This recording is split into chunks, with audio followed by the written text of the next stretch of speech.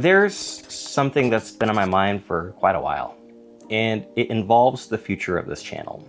Because honestly, a lot of things have happened in the TTRPG industry, especially over the past couple of years, and some of the changes are really exciting and others give me pause, to such a degree that right now I feel like I'm at a crossroads in the work that I do on this channel. And I've been doing a lot of self-reflection, and I think I've come to realize that I have some serious concerns about the future of D&D, which is hard to admit because D&D, just like many of you, is my first love. It's the game that brought me into this hobby. But as I'm looking ahead at how things are looking right now, I guess I'm feeling kind of blasé about D&D, and it's been building for quite a while. I'd say ever since the OGL fiasco back in late 2022, it's been harder and harder to support Wizards of the Coast in their business decisions because of the way that they reportedly treat their employees, because of the way that they treat my fellow content creators, and because honestly, it feels like Wizards of the Coast is running out of ideas. Specifically, if you look at the D&D upcoming release schedule for this year, a lot of things seem like a retread. Okay, so in a couple of weeks, we're getting the Forge of the Artificer book, which revisits Eberron, which is one of my favorite settings. But reportedly, this book is going to be half the length of a normal settings book and contain just one new Artificer subclass. Then we're getting the D&D starter set, which I admit looks like it's going to be really good. It is $50, which is twice as much as the last starter set, but it includes a whole lot, so I'll hold off judgment. But then in November, we're going back to the Forgotten Realms source books, which oddly enough is going to be split into two books, a player's handbook and a dungeon master's guide. And while the prices haven't been announced for those books, I'm hoping that they are at a lower price point, like half that of a normal book, since I as a DM feel like I'm going to have to buy both in order to run Forgotten Realms adventures. Two books, one tailor-made for dungeon masters and the other tailor-made for players, but also of use to our DMs. And this retread is a little bit weird for me because I remember when Wizards of the Coast said all the old material was going to be backwards compatible. And now it seems like they just plan to re-release the entire 2014 catalog in the 2024 rules update. And if I was being charitable, I might say that this is so they can go back and make everything better.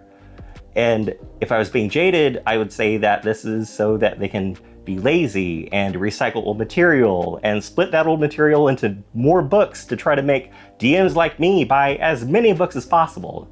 And I get it, that's literally their job to sell books, but we're living in an age where other games are including all the needed materials into a single source book. So for me, this comes off as a bit greedy. And it wouldn't feel as bad if I felt like I was getting things that were actually new, but again, so much of it feels like I'm buying things that I already own. And this isn't a knock on the designers. I actually feel like on the creative side, they do an excellent job. Like I just reviewed Dragon Delves and talked about how much I loved that book. I just feel like I wish they could be free to really push the envelope in creative ways instead of being shackled by Wizards of the Coast's corporate business decisions. And, you know, I might be wrong. I see they're releasing a new book under the Magic the Gathering Lorwyn setting next year, and I don't know anything about Magic the Gathering, but what I've seen from the Lorwyn setting looks really interesting. So who knows, they may turn things around, but regardless, right now D&D doesn't inspire me as much as they used to, which brings me back to the crossroads, because where do we go from here? Well, to be honest, the answer is I'm not sure. But I can tell you what I'm thinking, because I'm sorry, D&D, there is someone else. In my last video, I covered Daggerheart, a game that I play tested during the open beta last year, and at the time I thought it had some clunky mechanics, but the final version is out, and I gotta say, I'm really impressed. They cleaned up most of the things that didn't run smoothly, while leaving in everything I loved about the system. The way that it focuses on collaborative storytelling really appeals to me as someone who enjoys that aspect of the hobby, and the game mechanics really lend themselves to serving that storytelling while still offering depth. And right now, it feels way more exciting to talk about Daggerheart than D&D.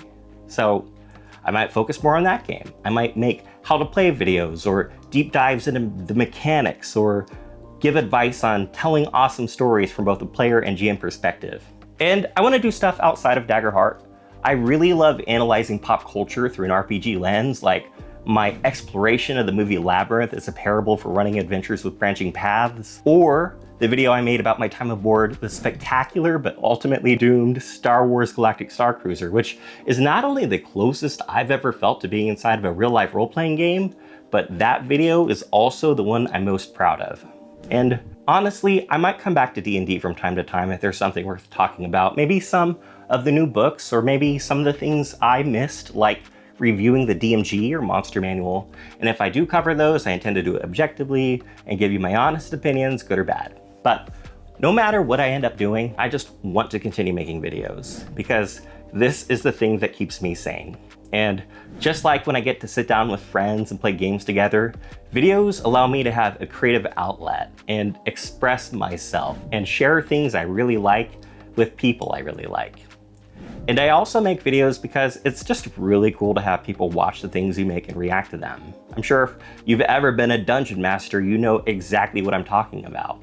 When I see a like on a video, or I read someone's comment where they agree with me or disagree with me or whatever, that feels a lot like watching a player react to some big twist I had planned in a game. So I'm gonna continue making videos for as long as I'm having fun, and I'm having a whole lot of fun. And I hope that whether you're a long-term subscriber or first-time viewer, I continue putting out content you enjoy or find value in, because I love us telling stories together at the table. So, thanks for watching, like and subscribe if you want, and may your day be a critical success.